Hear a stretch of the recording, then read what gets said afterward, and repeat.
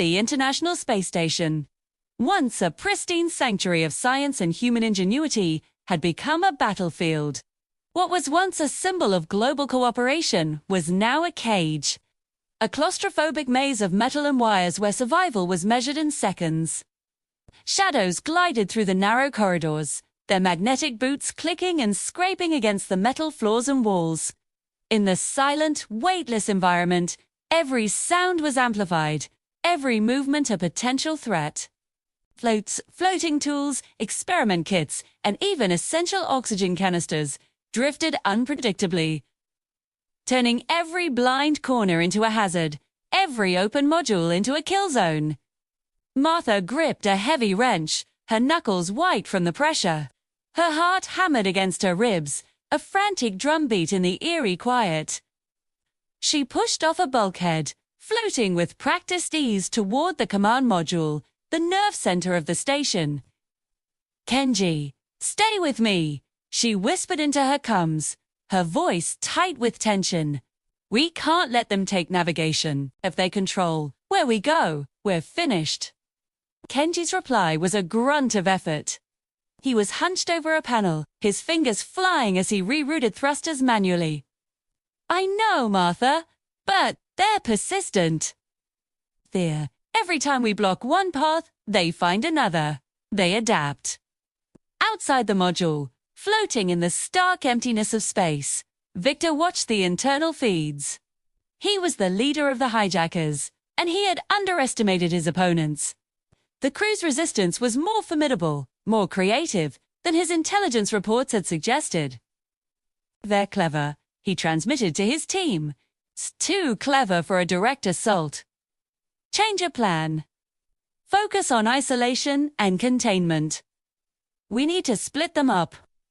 He paused, his gaze fixed on the life support readouts.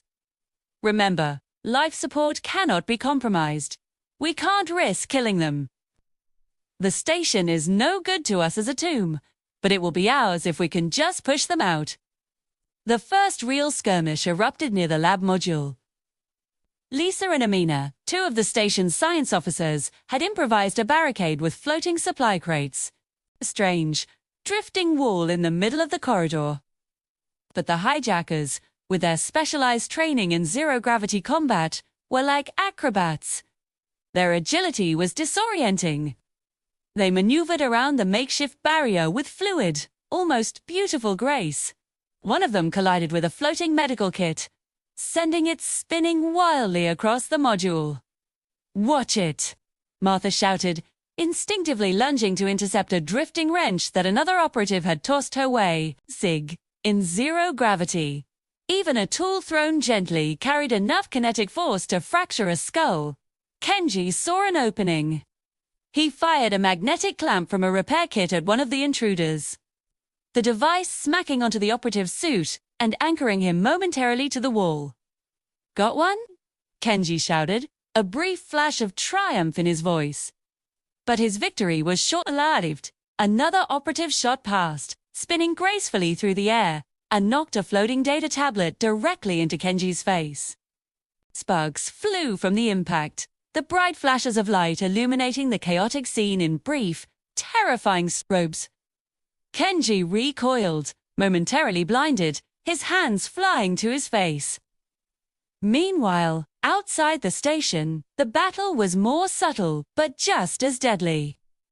Victor's team was trying to secure the external navigation system from the observation deck's remote access ports. Nadia, his top technician, had her fingers dancing over virtual panels, sending small, almost imperceptible pulses to adjust the station's orbital trajectory. She was trying to nudge them, slowly, into a new, unlogged flight path. The crew, however, was acutely aware of the danger. Kenji, despite the blow to his head, was back at his console, counteracting every adjustment with manual overrides. It was a cosmic game of cat and mouse, a digital tug-of-war, played out at 17,000 miles per hour. "Martha, they're trying to push the station off course," Kenji yelled, his voice strained. "Not on my watch," she replied, determination hardening her features. She spun toward her own console, wrench still clutched in her hand, twisting and flipping between floating positions to avoid the growing cloud of debris that now filled the module. In another part of the station, Rajiv, the communications officer, worked furiously to restore a link to Earth. Every second of silence increased their isolation, their vulnerability. Mission Control's intervention was delayed. They knew that, but just getting a signal through was crucial. It was their only lifeline. Compared to partial telemetry, he muttered to himself, his focus absolute. If I can just stabilize the uplink. Just for a moment. It watched the crew's tenacious defense and realized brute force was a failing strategy. Their countermeasures were too effective, their knowledge of the station too intimate. He had to think like them. He had to use the station against them.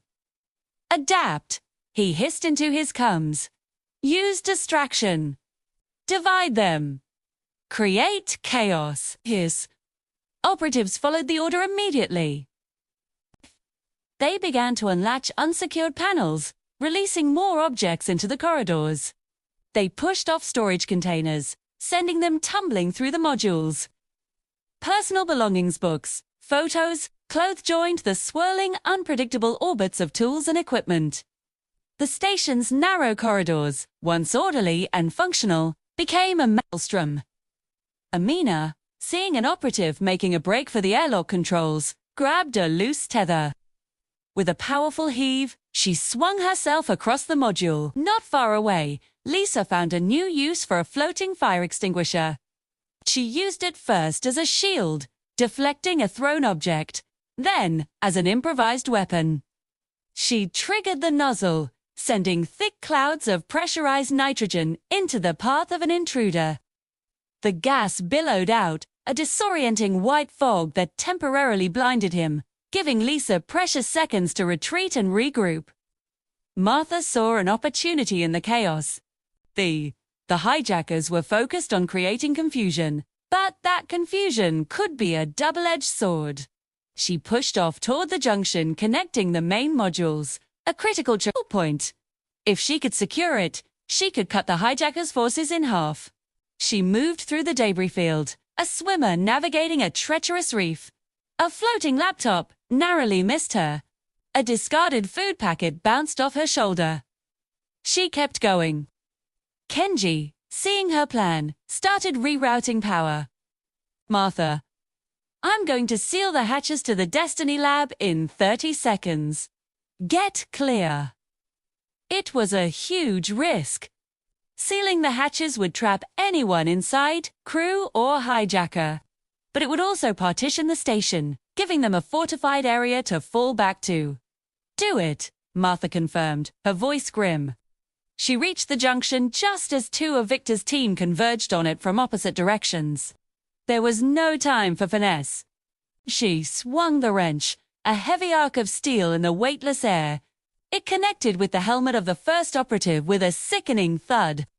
He went limp, his magnetic boots disengaging as he began to drift. The second operative lunged, but Martha was already moving, using the momentum of her swing to propel herself away. Just as the heavy metal hatches began to slide shut with a final booming clang that echoed through the station. On one side of the hatch, Martha and Kenji took a breath, their section of the station momentarily secure. On the other, Victor's remaining team was cut off, trapped in the forward modules.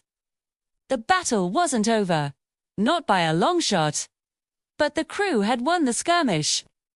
They had drawn a line in the stars, floating in the reclaimed territory, surrounded by the silent, drifting remnants of the fight. Martha looked at Kenji. The station was damaged. Their friends were scattered, and the enemy was still aboard. But they were still fighting. And in the cold, unforgiving vacuum of space, that was all that mattered. If you enjoyed this story, don't forget to like, subscribe, and hit the notification bell for more content like this. Thog.com of Houston's mission control shattered. An unexpected, garbled alert flashed across secondary channels of signal from the International Space Station. Okay. Distorted but unmistakable. Repeat, we're receiving partial telemetry, Commander Daniels announced, his eyes glued to the screens. The room, usually a picture of focused quiet, exploded into controlled chaos. Engineers, flight directors, and security analysts swarmed their stations. The ISS was under attack. Sly Flight Director Maria Lopez slammed her hand on the console, her voice cutting through the rising tension. Identify the breach. Confirm the crew is alive. Tech teams worked frantically, their fingers flying across keyboards as they tried to decipher the broken data streams. System overrides were being attempted from the ground. But the inherent delay of orbital communication meant the crew was, for all intents and purposes, alone. Every scrap of information was critical. Life support fluctuations. An engineer called out, "Navigation is unstable. Communications are partially jammed. Oxygen levels are holding, but only just." They're inside the station. A chill ran through the room. This wasn't a system malfunction. This was a hostile takeover. "Get the emergency protocols ready," Maria commanded, her voice steely. "Prepare for remote intervention. We need to get guidance to the crew step by step. We don't have physical access, so every command has to be perfect." Hundreds of miles above them, aboard the ISS, the reality of the situation was far more visceral. Martha and Kenji had just secured a critical panel, a small victory that partially restored navigation control. "We can't hold them off forever," Kenji said, sweat beading on his forehead as he braced himself against a bulkhead. "But we can slow them down." Martha nodded, her expression grim. She pushed off the wall, floating to intercept another intruder who was moving menacingly toward the life support module. "Then we slow them down enough for Earth to guide us," she said, her voice a low, determined whisper carried over their private comms. Every second counts. This wasn't just a physical fight. The hijackers were masters of psychological warfare. 8. Used intimidation blaring alarms, flashing emergency lights, and subtle, unnerving manipulations of the station's systems to try and break the crew's will. They wanted panic. They wanted submission. But they underestimated the astronauts. Years of rigorous training, simulations of every conceivable disaster, and a deep, unbreakable trust in one another had forged a crew that refused to panic. Suddenly, a new alarm blared through the module, a high-pitched shriek warning of a minor breach in a storage section. A loose tool, sent flying in the melee, had struck the wall. Oxygen levels began to dip slightly. Martha's heart pounded against her ribs. This was it! The cascade of failures they'd always trained for.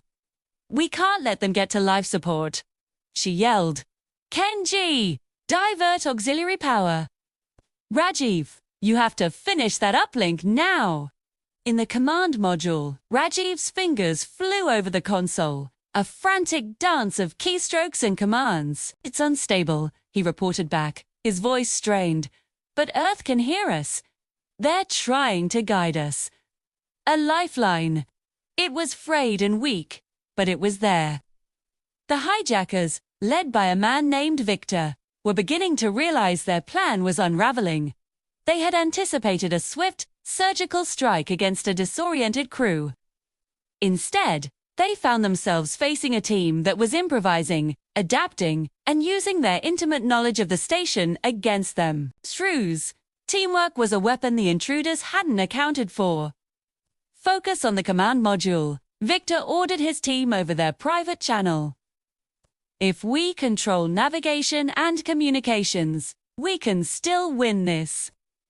His voice was cold, precise, but a flicker of frustration had crept in.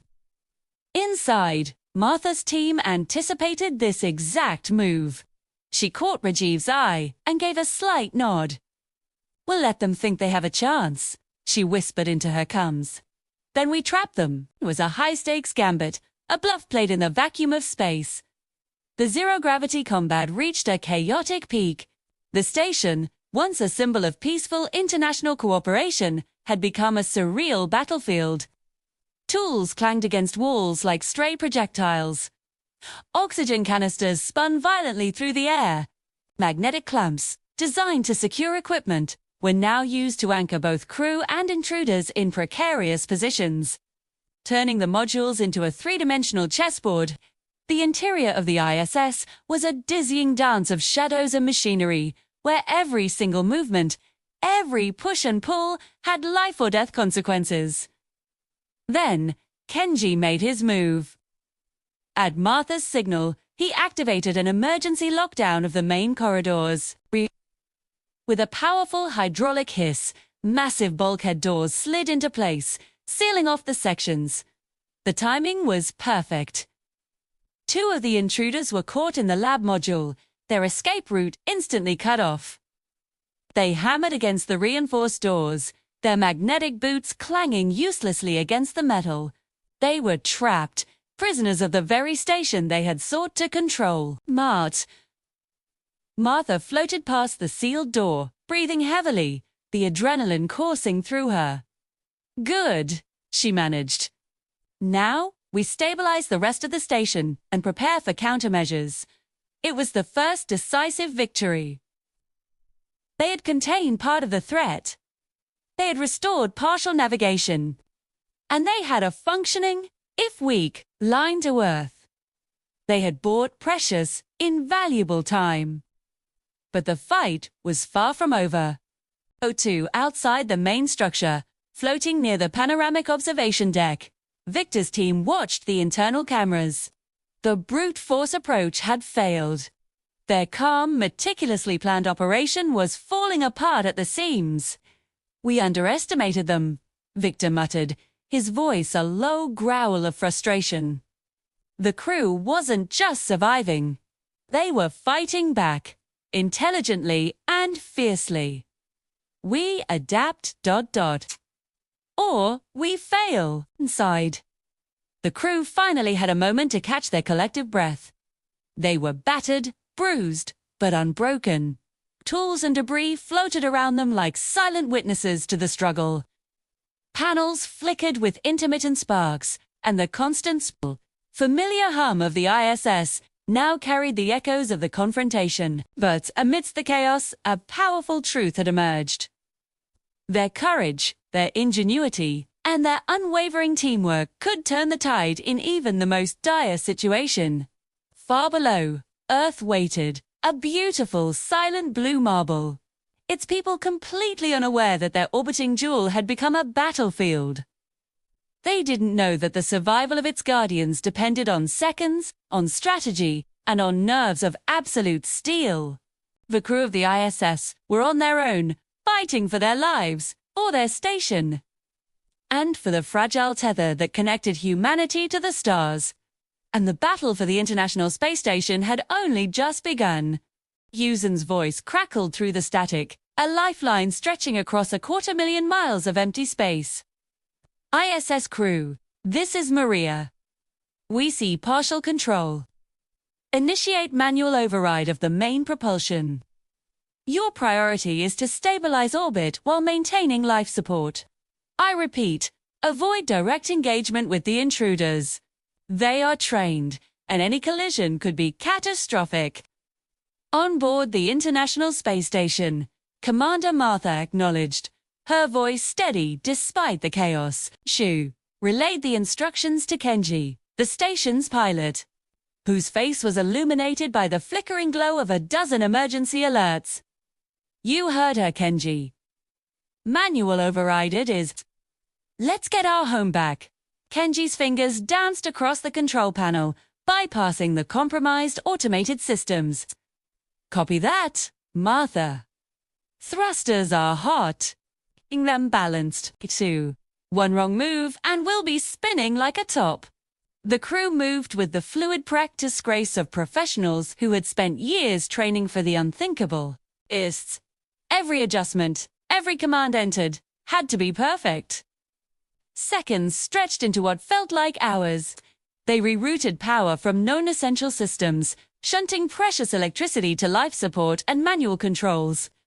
They worked to stabilize the oxygen circulation, fighting against the intruders' subtle, insidious manipulations. Meanwhile, in the commandeered Destiny module, the hijackers realized their silent coup was no longer silent. The station was fighting back.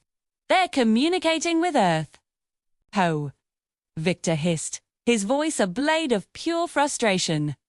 He slammed a fist against a console. Find the channel. Cut them off completely. His team scrambled, their code flying across screens, hunting for the digital thread connecting the ISS to Houston. But the crew, guided by Maria's team, had anticipated this. We're patching through multiple encrypted channels, Martha said, her eyes fixed on a secondary monitor displaying the comm status.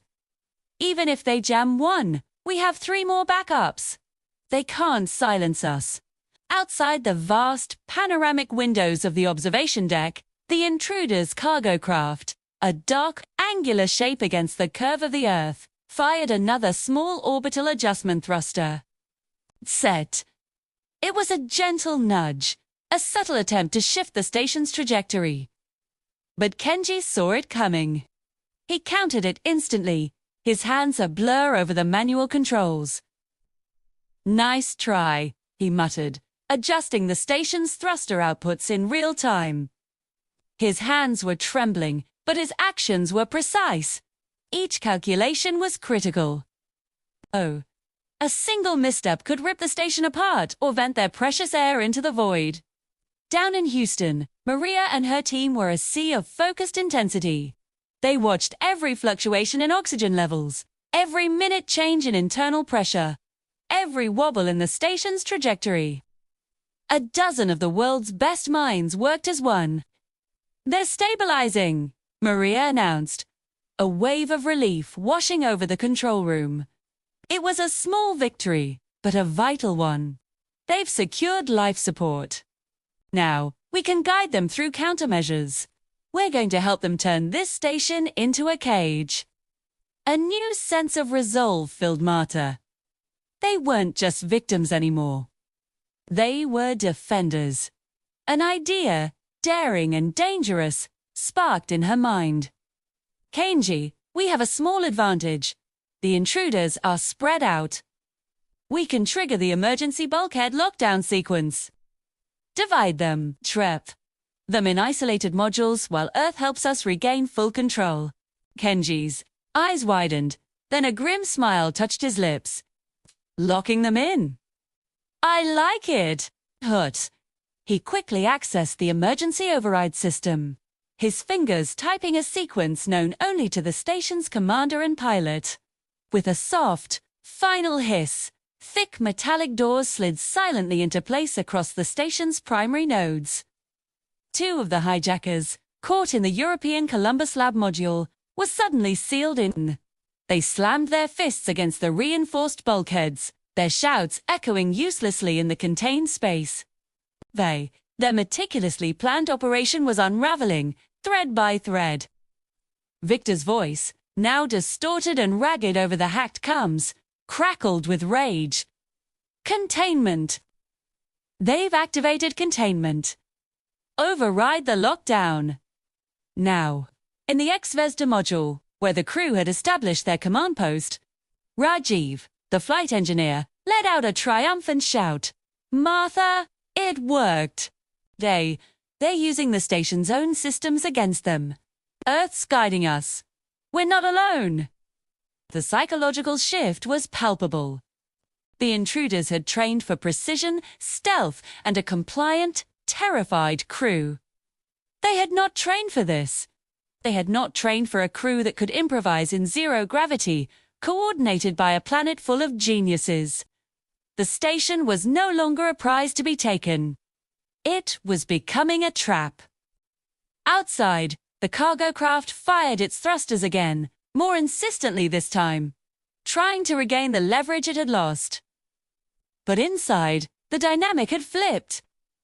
The crew floated with calm, intense focus, every muscle tensed for action. The tools they used for science now became anchors and barricades. The panels they used for maintenance became makeshift shields. Even the floating experiments, spheres of water and delicate crystal growths, became improvised obstacles, sent drifting down corridors to block lines of sight. Kenji, your world is now navigation. Keep us stable. No matter what they throw at us, Martha commanded, her voice the anchor in their storm. Thesa and Amina reinforce the barricades at every junction. Rajiv, you are our link to Earth. Keep that connection open. Every second counts. Minutes felt like an eternity. Systems flickered. Alarms, both real and false, blared through the modules. Pressure gauges oscillated wildly as the hijackers tried to sabotage environmental controls. But slowly, painstakingly, the crew, in perfect sync with Houston, regained control. First communications, then life support, then navigation. The station was breathing again, under its own power. Victor's team, cut off from each other and bleeding control of the station's systems, grew desperate. Their plan was in tatters. They had underestimated the human element, the fierce, unbreakable bond between the crew and their team on the ground. Finally, Victor's voice came over the channel, stripped of all its earlier arrogance. "Aboard," he ordered, the word tasting like ash. "Aboard mission. We cannot win this. Pull back." Inside the station, Martha felt a cautious wave of relief, but her focus remained absolute. "It's not over yet," she warned her crew. "They'll try to escape, and we can't let them damage the station on their way out." Houston guided them through the final, delicate dance. They monitored the undocking sequence, ensuring the hijackers' retreat wouldn't cause a catastrophic collision or send the station into an unrecoverable spin. The combined effort of the astronauts and mission control, a symphony of courage and expertise across the void, had turned the tide. For the first time in what felt like a lifetime, the ISS felt secure. It was battered, chaotic, and tense, but it was theirs again. Outside, the blue and white marble of Earth gleamed below. A silent and beautiful witness. Mostly unaware of the high-stakes battle for survival that had just unfolded in the heavens above. And inside, floating in the quiet aftermath, the crew looked at each other, their faces smudged with sweat and streaked with relief. They understood a truth that no training manual could ever fully teach. Survival in the unforgiving blackness of space required more than just technology. It required courage, ingenuity, and an unshakable trust not just in the systems around you, but in the people beside you and the voices calling you home. If you enjoyed this story, be sure to like, subscribe, and hit that notification bell for more tailies from the edge of what's possible. The International Space Station hung in the void, a beacon of human achievement now wrapped in a tense, dangerous silence. Just moments before, chaos had reigned a violent, unexpected intrusion. Now, the echoes of that struggle lingered. Panels flickered erratically, and stray tools spun in lazy, silent arcs through the recycled air. Oxygen flowed, life support was stable, but the threat was far from neutralized. The danger was still very much alive, lurking in the shadows of the station's modules. Inside the cramped command module, the heart of the IS Sol. Commander Martha and Flight Engineer Kenji worked with a focus so intense it was almost a physical force. Every movement was precise, every decision critical. Kenji's eyes were glued to his console, a constellation of data points flashing across the screen. "Life support and navigation are stabilized," he announced. His voice steady despite the adrenaline coursing through his veins. "But the hostiles are still active. Scans show them in the Destiny and Columbus's modules. They're trying to regroup, to coordinate another attack." Nerds. Martha's jaw tightened, her expression hardening into one of grim determination. They had already faced the unimaginable and survived. Now was not the time for relief. It was the time to finish the fight. "Then we finish this," she stated, her voice a low, steely command. "We've already contained 2 of them in the X-Vesda module. Let's trap the rest before they can get organized and cause more damage. Or worse, find a way to escape." They were not just defending a space station. They were defending their home, a symbol of global cooperation floating miles above the Earth. Meanwhile, in the communications hub, Rajiv was the crew's lifeline.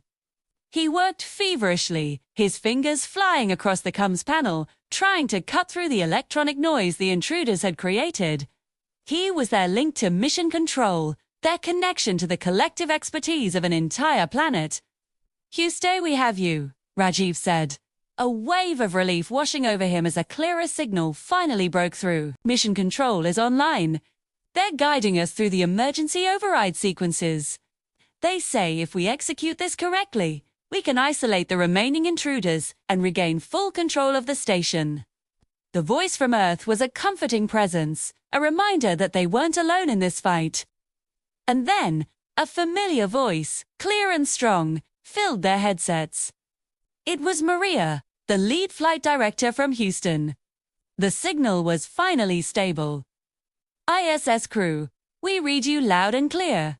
Proceed with final lockdown protocol. Use the secondary bulkheads and reroute power to reinforce module integrity. Your primary objective is to maintain life support. I repeat, do not engage the intruders physically unless it is your last resort. These are not amateurs. They are trained for zero-gravity combat." Martha gave a short, sharp nod, her gaze meeting Kenji's. "Understood. Houston, we're on it. Let's go." The plan was set. It was time to take back their home. Moving with the fluid grace of years spent in microgravity, she and Kenji began the lockdown sequence. 2. It was a complex dance. A series of commands entered with synchronized precision. Across the station, heavy bulkhead doors began to slide into place, their muffled thuds sealing off sections of the station, turning its open corridors into a maze of isolated chambers. The effect was immediate. One of the intruders, caught off guard in the Leonardo storage module, found himself trapped. He slammed against the newly sealed, reinforced door, his frantic movements sending him tumbling through the air. In the cupola observation deck, another operative was trying to hack into the navigation controls, perhaps to send the station into a deadly spin. But he was too late. The emergency power reroutes and manual overrides Kenji had activated had locked him out completely. The station's own systems were now a weapon against them. In other modules, Lisa and Amina were improvising, turning the environment itself into a defensive tool. They were scientists, not soldiers, but their ingenuity was formidable. They strategically positioned floating oxygen tanks, thog-heavy storage crates, and even spare toolkits to create narrow choke points. Every corridor became a tactical obstacle, every floating object a potential shield. They made it nearly impossible for the hijackers to move freely or effectively, forcing them into predictable pathways where they would be vulnerable. Suddenly, a distorted voice crackled through the comms, a signal that had bypassed their secured channels. It was Victor, the leader of the intruders, speaking from his own spacecraft docked outside. Peter's voice was laced with a new, raw frustration. "You think you've won. You think these little tricks will stop us. Contain them. Override those doors." He snarled to his trapped comrades. But Martha was ready. She took control of the main comms channel, her voice calm, steady, and radiating an unshakable authority that cut through the static. "Victor, you underestimated us. You thought we were just scientists. You were wrong. This station is ours. Your men are trapped. Your mission has failed. Step away from the controls, or you will be trapped here with them." There was no fear in her voice, only the cold, hard fact of their situation. The message hit home. The remaining intruders, isolated and outmaneuvered, realized the tables had turned completely. The hunters had become the hunted. A new objective flashed through their minds. Survival. Oh.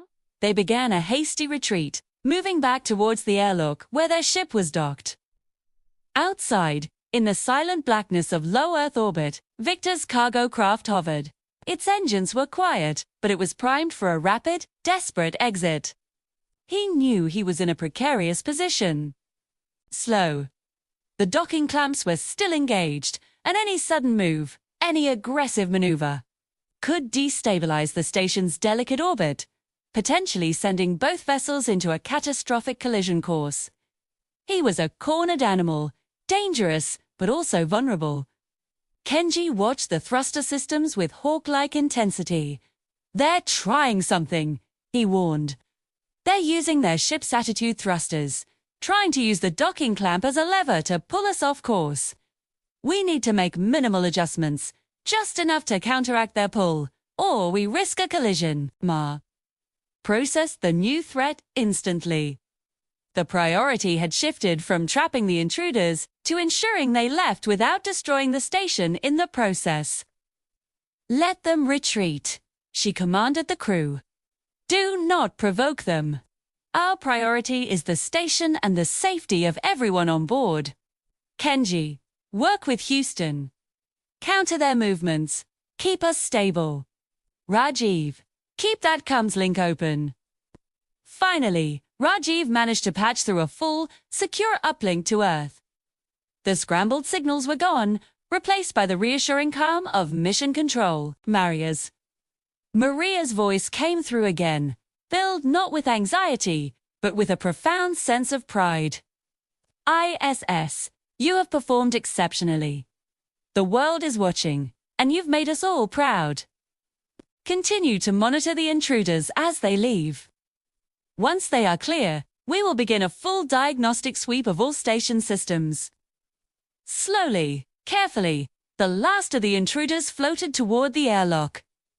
Their movements, once aggressive and confident, were now restrained, almost hesitant. They were still skilled operatives, but in this environment, against a crew that knew every inch of their home, they were outmatched. They had been defeated not by force, but by intelligence, teamwork, and an unbreakable will. Seeing no other option, Victor gave the final order for a controlled retreat. The docking clamps on his cargo craft disengaged with a metallic clank that resonated through the station's hull.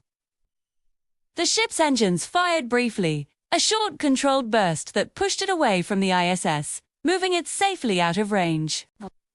On the bridge of the ISS, the crew watched the hostile ship shrink into a distant point of light before vanishing against the backdrop of the Earth. A collective sigh of relief filled the module. They were bruised, the station was damaged, but they were safe. They had faced the void and the enemies within it, and they had won. The silence that returned to the station was different this time. It was not the tense silence of fear, but the peaceful silence of victory.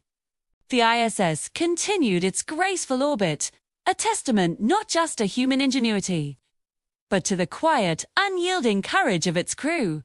Enor's space station, a collective sigh of relief washed over the crew. They had survived something truly unprecedented, an attack that had pushed the station and its inhabitants to their absolute limits. The ISS had been tested, and its astronauts had passed with flying colors. Lisa collapsed into a floating seat, the adrenaline still coursing through her veins as she struggled to catch her breath. "I can't believe that just happened," she murmured, her voice a mix of awe and lingering fear. "We were so close. So incredibly close." Mina, her knuckles wide as she gripped a tool for balance, nodded in agreement. "We were lucky," she said, her voice steady, despite the tremor in her hands. "And smart. And, well, maybe a little stubborn too." Martha, the commander, floated to the center of the command module. Her eyes, sharp and discerning, scanned her team, taking in their exhausted but triumphant faces. "It wasn't luck," she corrected, her tone firm but full of pride. "It was training." It was quick thinking, And most importantly, it was trust. We acted as one, and that's what saved us. Never forget that. A faint smile touched Kenji's lips. Just then, a series of reassuring beeps emanated from Rajiv's console. He looked up, a wave of relief washing over his features. Earth can confirm full control restored, he announced, his voice clear and strong. The intruders have retreated safely. All systems are stable. Communications, navigation, life support, everything was back online. But even as the immediate danger passed and relief settled over the crew, a sobering realization took its place. The station, a marvel of human engineering and decades of international cooperation, was vulnerable. They had faced a professional, calculated threat in the vacuum of orbit and encounter that could have very easily ended in disaster. The silence in the module was heavy with this unspoken truth. Martha allowed herself a small, proud smile. "We survived this," she said, her voice resonating with newfound resolve. "The ISS is safe. From now on, we'll be more vigilant. We'll learn from this." Outside the viewport, the Earth continued its majestic rotation. The ISS continued its silent, graceful orbit, even in the infinite, silent void of space, and for the first time in what felt like an eternity, the familiar, gentle hum of the International Space Station had returned. It was a sound they had taken for granted. Life support flowed steadily. Navigation systems were fully stabilized. The control panels, which had been a chaotic symphony of red alerts just hours ago, now flickered only with the quiet, routine activity of a station at peace. Martha floated slowly through the command module. The air tasted clean, pure. Her hair drifted gently in the zero-gravity environment as she surveyed her team. Each of them was a picture of focus and dedication. Kenji and Raji were meticulously working their way through the systems throws. On the other side of the module, Lisa and Amina were methodically sweeping through the adjoining sections, ensuring no lingering physical hazards remained from the struggle. "It feels unreal. I keep expecting them to just pop out of a hatch somewhere."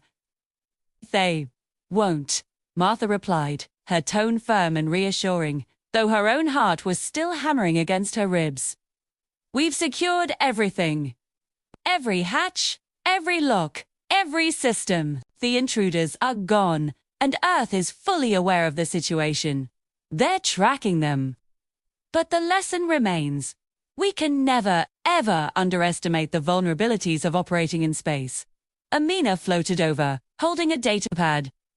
"Commander, our initial damage assessment is complete. The breaches in the Harmony module are contained. We've rerouted power, and life support is stable throughout the station. But it was close. Far too close." Kenji looked up from his console. The external comms array took a hit. "We're operating on the backup system. It's functional, but it leaves us with less redundancy than I'd like." It's a stark reminder of how fragile our connection to home can be. Martha absorbed their reports, her mind already processing the next steps. The immediate crisis was over, but the work was just beginning. "All right, team," she began, her voice commanding the attention of the module. "Our first priority was survival. Our second is recovery. Rajiv, I want a full diagnostic report on every single system, prioritized by criticality. I want to know where our weakest points are, and I want a plan to reinforce them. Kenji, work with ground control to expedite repairs on that comms array. We need to be at 100%. She then turned to Lisa and Amina. "You two did an incredible job securing the physical integrity of this station. Now, I want a full inventory of our supplies and equipment. We need to know what we used, what was damaged, and what we need resupplied on the next cargo run. We were resourceful today, but we can't rely on improvisation forever." The crew nodded, their exhaustion momentarily forgotten, replaced by a renewed sense of purpose. We're no longer just scientists and engineers. The attack had forged them into something stronger, Rajiv's fingers flew across his keyboard. Commander, I'm detecting residual data fragments from the intruder's breach. It's heavily encrypted, but there might be something here. A signature, a clue to who they were and what they were after. Martha's eyes lit up. That's it, Rajiv. That's our third priority. Intelligence. We weren't just attacked. We're targeted. We need to understand why. Put everything you have into decrypting that data. Anything you can find could be the key to preventing this from happening again. As the crew set to their new tasks, a sense of quiet determination filled the station. The fear and chaos had been replaced by a focused, steely resolve. They had been victims of an attack, they were survivors, and now, they were investigators. Hours later, Martha found a quiet moment by the cupola, the station's magnificent seven-windowed observatory. She watched as the sun rose over the curve of the Earth, painting the atmosphere in breathtaking shades of orange and pink. The planet below looked so peaceful, so untouched by the violence that had just unfolded miles above it. It was a reminder of what they were fighting to protect. Not just a space station, but the dream it represented. A dream of peaceful exploration, of human collaboration, of reaching for the stars, not as rivals, but as a unified species. Lisa floated up beside her, her expression thoughtful. It's beautiful, isn't it? She said softly. You almost forget what just happened. We can't forget, Martha said, not taking her eyes off the Earth. We have to remember. That memory is what will keep us safe. She turned to Lisa, a new fire in her eyes. They thought they could break us. They thought they could take this place, this symbol of what we can achieve when we work together. They reminded us what we're fighting for. The ISS continued its journey, a silent sentinel in the vast emptiness of space. But inside, its crew was anything but silent. They were working, planning, and preparing. They were a team, forged in the crucible of a crisis, bound by a shared experience that no one on Earth could possibly understand. They had faced the darkness and emerged into the light, forever changed. The station was safe, but its mission had just become infinitely more important. They weren't just exploring space anymore. They were defending the future. Homeside. The cargo craft that had carried the hijackers drifted silently into the black abyss. It was far enough away now to pose no immediate threat. Down in Houston, Mission Control had confirmed its departure, meticulously tracking its course to ensure it would unaccidentally collide with the station or any of the thousands of satellites orbiting our planet.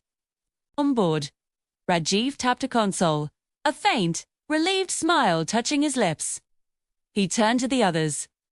All systems are green, he announced, his voice steady. Comms restored fully. Earth has confirmed that our telemetry is complete and accurate. They're monitoring us now, but we're safe. Kenji floated past, his movements deliberate and calm as he checked the oxygen levels one last time. It was a familiar, comforting routine in the wake of chaos.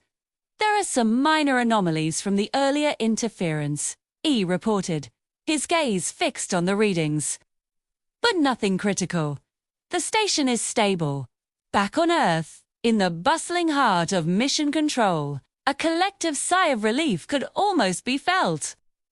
Flight Director Maria Lopez, a woman known for her stoic demeanor, allowed herself a rare, genuine smile. The crew has handled it perfectly, she said, her voice filled with pride as she addressed her team. Demeds. They've neutralized a situation that could have been catastrophic. Aboard the station, Martha gathered the team in the command module. Thivas. Curved windows revealed the silent dance of the cosmos outside. This station, she began, her voice resonating with the newfound gravity, is more than a structure. 2. More than just metal and wires and solar panels. It's a testament to international collaboration, a beacon of scientific discovery, and a symbol of human resilience. She paused, looking at each of her crewmates. Today, we were tested. Not by the natural forces we trained for, not by the unforgiving vacuum of space, but by a human threat. And we proved that even here, in the harshest environment imaginable, courage and teamwork prevail. Amina floated closer to the massive observation window, her eyes fixed on the brilliant blue and white swell of Earth below. "It's so beautiful," she whispered, almost to herself. "So peaceful from up here. And yet, it's fragile. We see it every day. That's why we have to protect it." Martha nodded, her gaze following Amina's to the planet they all called home. "Yes," she agreed softly. "And protect each other." That sentiment hung in the air, a silent promise made in the quiet of space. The next hours were a blur of focused activity. The crew worked with an efficiency born of years of training and a shared sense of purpose. They had to repair the minor damage left in the hijacker's wake. It was meticulous work, recalibrating the sensitive navigation systems, which had been thrown off during the struggle. Securing any floating debris inside the modules, because a stray object at microgravity speeds could become a dangerous projectile. They moved from module to module, checking every seal, every panel, every connection for structural integrity. They knew that even the smallest, most insignificant error could compromise the entire station's safety. Out here, vigilance wasn't just a protocol. It was the very thing that kept them alive. After hours of intense work, the repairs were complete. The station hummed around them, a steady, reassuring sound. One by one, the astronauts gathered again in the command module, floating in their respective positions. A silence settled over them, but this time, it wasn't the tense, fearful silence from before. This was a reflective, shared quiet. 3. The immediate danger had passed, but the experience had changed them, binding them together in a way that regular missions never could. It was Kenji who finally broke the silence, his voice soft but clear in the enclosed space. "Martha," he asked, his eyes finding hers, "do you think this will happen again?" The question was simple, but its implications were vast. Where's a question that hung not just in the air of the space station, but in the minds of everyone back at Mission Control. Had this been an isolated incident, a desperate act by a rogue group? Or was it the beginning of something new, something far more dangerous? A sign that the conflicts of Earth were no longer confined to its surface. Martha considered his question. She didn't offer a quick, easy answer.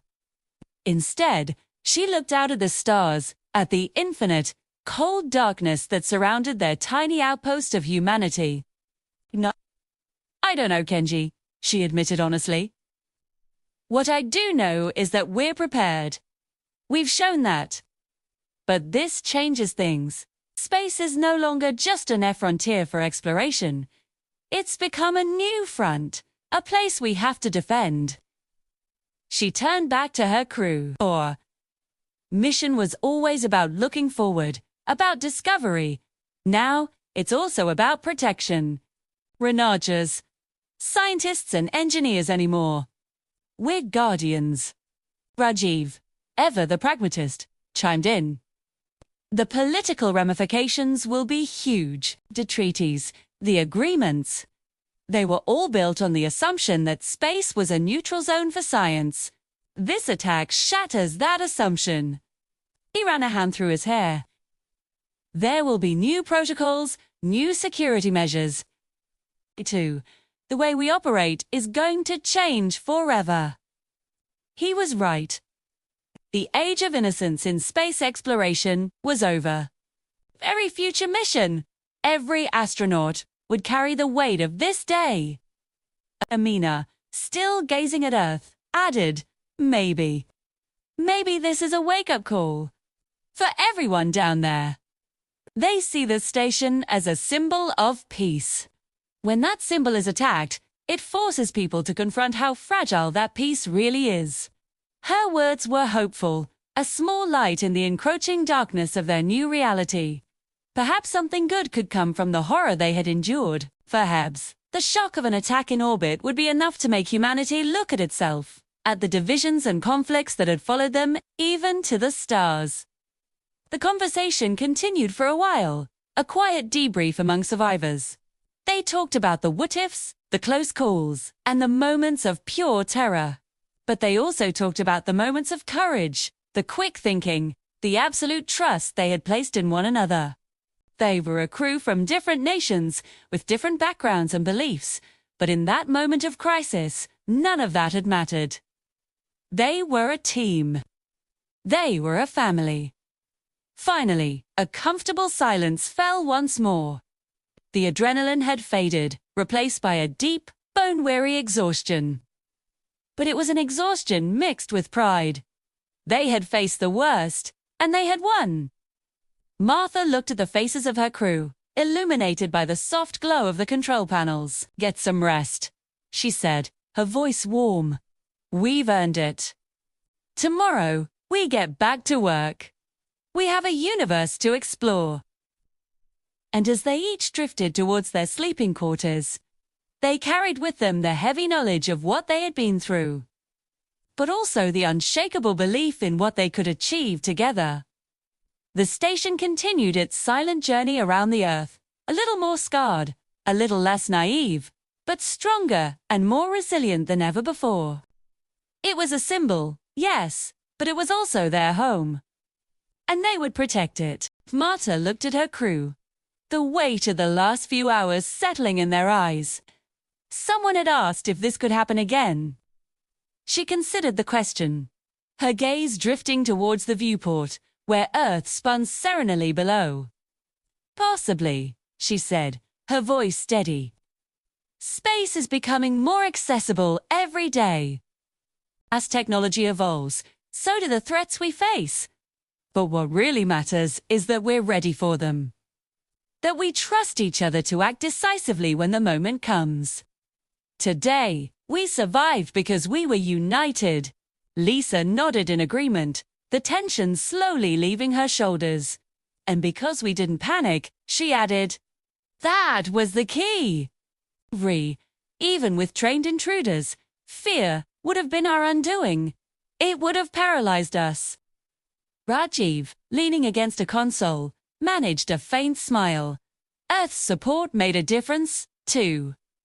Even with the communication delays, just knowing they were down there, guiding us, it gave us focus. It reminded us we weren't alone.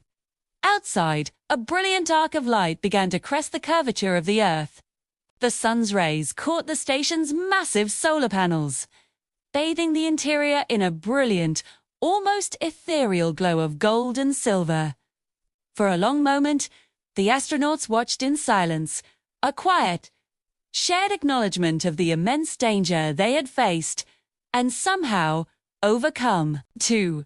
Martha, who finally broke the silence, her voice calm but filled with unshakable conviction. "We'll debrief," she declared. "We'll learn from this, and then we'll continue our mission." This station, the ISS, represents the very best of humanity, collaboration, discovery, progress. Today, we defended it, not with weapons, but with intelligence, with courage, and with unity. That's what makes us strong. That's our true power. The crew exchanged quiet nods. The bond between them, already strong from years of training, had been forged anew in the crucible of adversity and zero-gravity combat. The immediate threat of the hijackers was gone. The lessons they left behind were etched into the very fabric of the station. Every system would be checked, every procedure reviewed, and every contingency plan updated. It was a new, necessary part of safeguarding humanity's fragile foothold in the cosmos. As the International Space Station continued its silent, graceful orbit, the crew took time to reflect. They had faced a danger unlike any astronaut before them, a scenario that belonged in fiction, not reality. Yet, they had survived. They had stared into the face of potential disaster and turned it into a hard-won triumph. In the profound silence of space, punctuated only by the gentle hum of the station's life support and the steady rhythm of their own heartbeats, truth resonated more clearly than ever before. Humanity's greatest strength isn't found in its advanced technology or its powerful machinery. It's found in the courage, the ingenuity, and the unbreakable unity of those who dare to venture among the stars. The ISS, battered but gloriously intact, floated onward, an enduring symbol of human achievement, of our relentless perseverance, of the indomitable spirit of those who are sworn to protect it. This story, while a fictional account, serves as a powerful reminder of the incredible challenges and triumphs of space exploration. The real astronauts aboard the ISS and other missions showcase this same spirit of unity and courage every single day. They are the pioneers on the front lines of discovery, pushing the boundaries of what's possible for all of us. If you're inspired by their bravery and the incredible science happening above our heads, if you enjoyed this video and want to see more content just like it, do me a huge favor and smash that subscribe button. And don't forget to ring that little notification bell next to it. Bye for now. See you soon.